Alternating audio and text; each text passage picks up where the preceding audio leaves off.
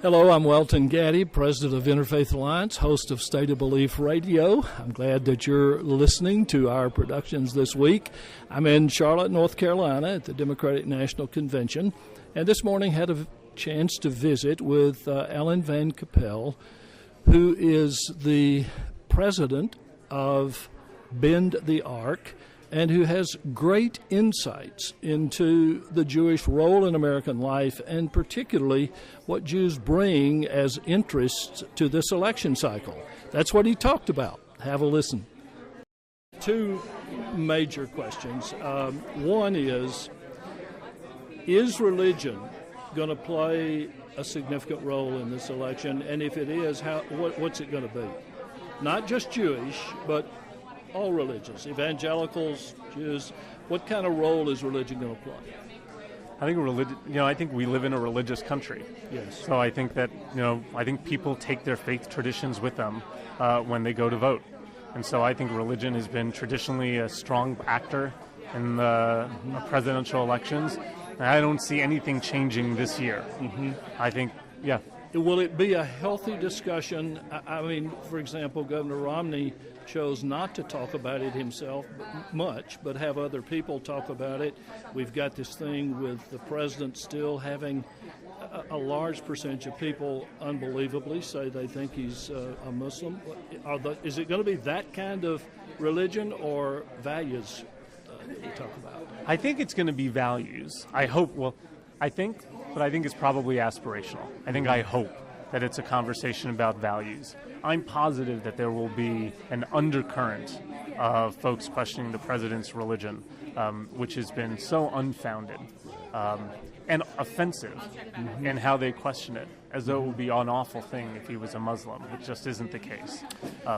Yeah, the people that will hear this were not in the room with us and did not hear the polling numbers, and you say Israel is not a major issue in this election. Talk a little bit about that, if you will. I think Jews care about Israel, and they care about what's happening here at home as well.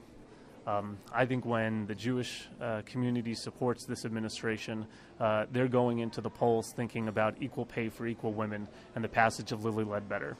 They're thinking how grateful they are that this administration passed a law that allows their children to stay on their health insurance, through the age of 26 when they graduated college. Mm-hmm. I think they're grateful that this administration has taken the credit card companies, to task, and that they saved General Motors and all those middle-class jobs. Mm-hmm. I think that's what Jews care about. I think Jews care about the president talking about issues of equality when it comes to gay rights, even if not every single person may agree with it, but it's what our values are. Right. And so I think that's what Jews are taking into the ballot box. I think that's why those numbers have been so strong.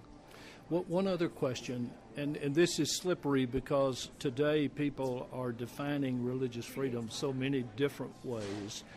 But given the conflict and protest by the Catholic bishops, the usual persistence of Christian evangelicals,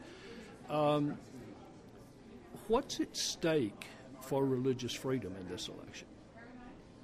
What do you mean? I mean, does it matter which party wins or on religious freedom, or is that such a bedrock principle that we ought not have to worry about that?